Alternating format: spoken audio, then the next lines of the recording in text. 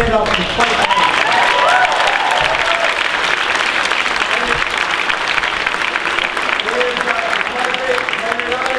My friend, Mount Sallow, Gulf California.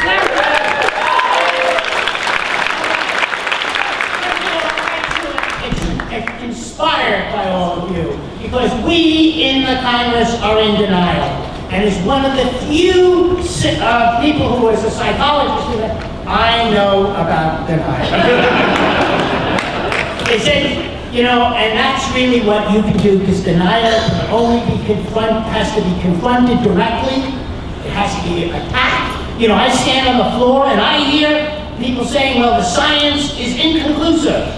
We then went back and studied that, and you know, in 2013, there were over 10,800 articles that were peer-reviewed on climate change, and only 2 out of 10,800 said that there was not human involvement in climate change. It is overwhelming the science.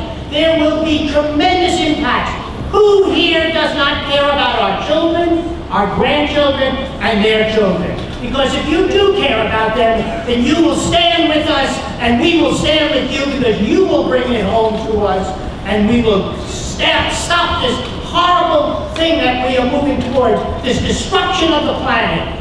I am so proud to be here. I am so pleased that I am not one of those that are in denial, and because of you, hopefully the entire Congress will not be in denial. Thank you so much.